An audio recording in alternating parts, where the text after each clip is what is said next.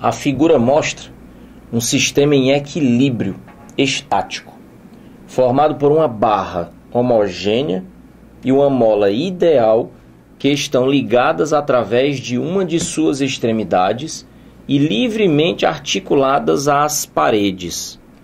Ele disse equilíbrio estático, falou barra homogênea e disse mola ideal.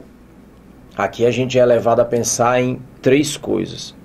Primeiro, quando se fala em mola, então lembra a lei de Hooke, das deformações elásticas. Força elástica como sendo Kx, x como sendo a deformação da mola. Segundo, falou barra, então lembra corpo extenso, e disse barra homogênea, então dá a entender que a massa da barra é concentrada no centro dela, então é lá onde vai ser o ponto de aplicação da força-peso. E quando disse equilíbrio estático de uma barra, equilíbrio estático, equilíbrio, resultante das forças igual a zero. Estático, o corpo não está em movimento, o corpo está em repouso. E aí sempre aquela recomendação: ah, mas Delfrane, equilíbrio no corpo não tem que estar parado? Não. Equilíbrio significa que a resultante das forças é zero. Significa dizer que não tem aceleração. Então, de duas, uma. Ou o corpo está em movimento retilíneo uniforme, que seria o equilíbrio dinâmico, ou o corpo vai estar parado, que seria então o equilíbrio estático. Nesse caso, equilíbrio estático. E não é um equilíbrio estático de ponto material, para você dizer que a resultante das forças é zero e acabou a história. É de uma barra, é de uma haste, é de uma alavanca, é de um corpo extenso. Então, uma condição necessária para que haja o equilíbrio estático de um corpo extenso é que o momento resultante seja nulo. Então, a gente já pode pensar em todas essas coisas só interpretando a primeira linha do texto. Vamos continuar a leitura. A barra possui massa M e comprimento L0. A mola possui comprimento natural L0 e a distância entre as articulações é de 2L0. Bom, a gente já pode tirar algumas conclusões aqui só dessa informação que ele deu e da figura.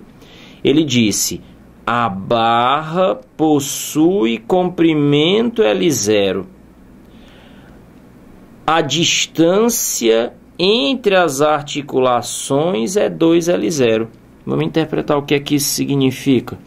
Se a gente tem aqui um comprimento L0 e uma distância 2L0, e se tem a formação de um triângulo que ele mesmo indica que é retângulo, então a gente já pode determinar, por exemplo, quanto vale essa inclinação da mola.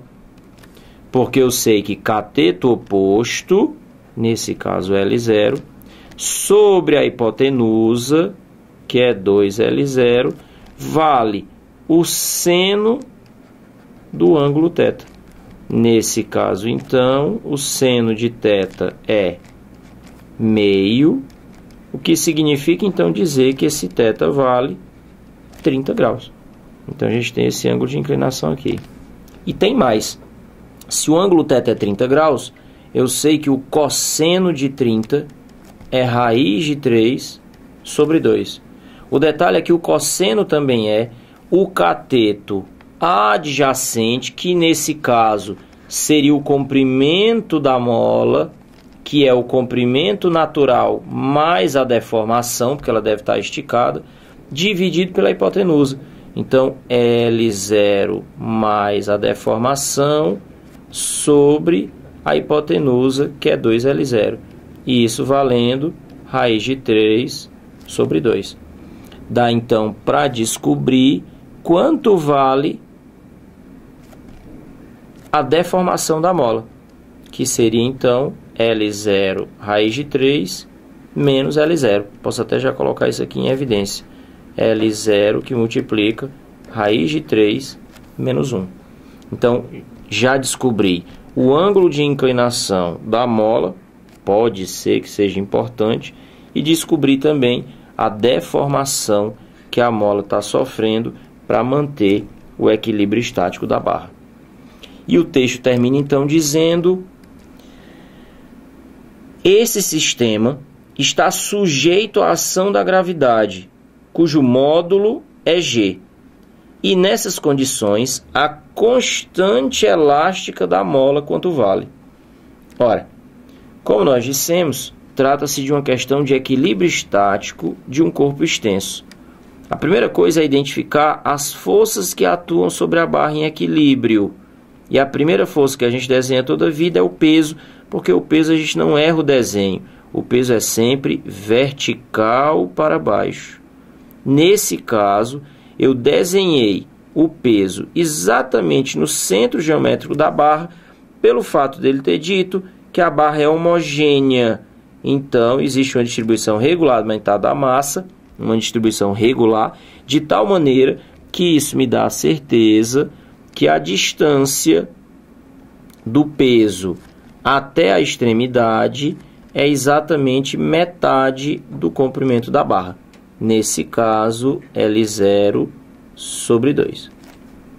Sei também que pelo fato da mola ter ficado deformada, significa que atua uma força elástica, e nesse caso a força elástica está atuando perpendicular à alavanca e em sua extremidade.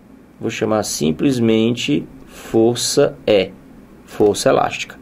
Detalhe então é que a distância dessa força até a outra extremidade da alavanca, onde fica a dobradiça em que ela está apoiada, é exatamente o comprimento da própria alavanca. Ora, detalhe é que se a força-peso aparece inclinada em relação à alavanca, primeira coisa que a gente precisa fazer é decompor a força-peso. Lembrando que para o cálculo do momento, apenas as forças ou componentes de força perpendiculares à alavanca é que tem a capacidade de segurar o equilíbrio da alavanca, é que tem momento. E agora é onde vai valer ter descoberto aquele ângulo de inclinação que a gente descobriu que vale 30 graus. Porque então isso me dá a certeza que a inclinação da alavanca em relação ao peso é de 30 graus. E isso me permite saber que a componente do peso perpendicular à alavanca vale P seno de 30. E repara que essa componente do peso, ela tenta fazer a alavanca girar no sentido dos ponteiros do relógio. Enquanto que a ação da força normal tenta fazer a alavanca girar no sentido contrário ao dos ponteiros do relógio. Lembrando que no cálculo do momento, a gente adota sentidos opostos com sinais contrários.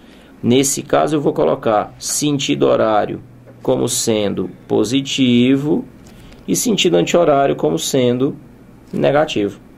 Se a questão afirma que há equilíbrio estático da alavanca, então, em relação a essa posição de equilíbrio, os momentos da força elástica e da componente perpendicular do peso à barra têm equilíbrios, têm momentos iguais.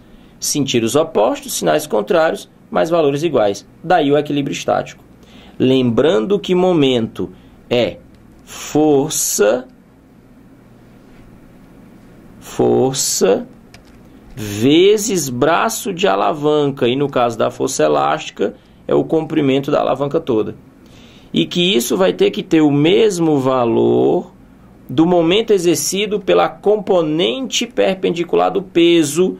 Então, força, nesse caso P, seno de 30, vezes o seu braço de alavanca. E nesse caso é apenas a metade do comprimento da alavanca. Então, desenvolvendo a expressão, lembrando que a força elástica é K, a constante elástica que eu quero descobrir, vezes X, a deformação da mola.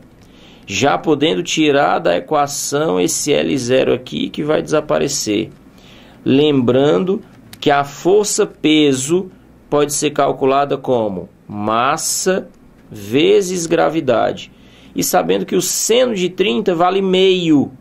Então, nesse caso, ficaria tudo sobre 4. Ora, Não se pode esquecer também que nós já determinamos o valor de x. Isso pode dar uma simplificada na expressão. Esse x que pode ser substituído por L0,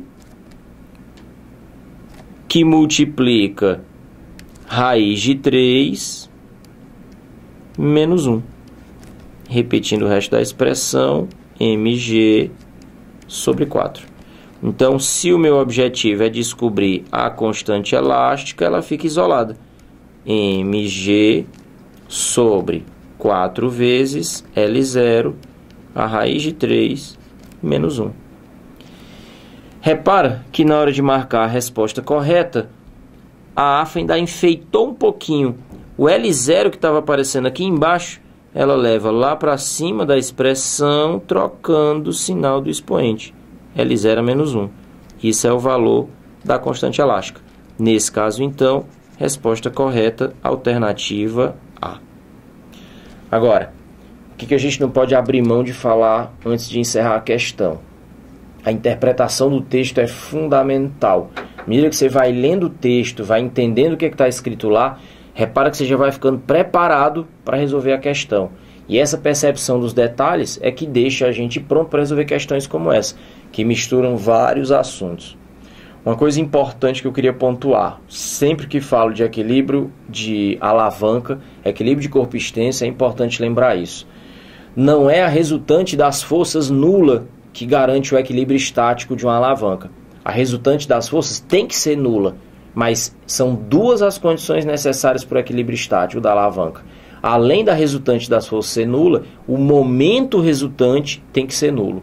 E sobre o cálculo do momento, valor da força pelo braço de alavanca. E o braço de alavanca, a distância da reta suporte da força até o ponto de equilíbrio, que nesse caso a gente usou como sendo exatamente a dobradiça em que a alavanca fica presa. E além disso, não esquecer que somente componentes perpendiculares da força, perpendiculares à alavanca, é que vão exercer momento. Você repara que se eu tivesse que botar aqui, ó, a outra componente do peso, ela estaria ao longo da alavanca e ela não tem contribuição nenhuma para o giro da alavanca. Então, somente forças ou componentes perpendiculares à alavanca é que tem cálculo de momento, ok?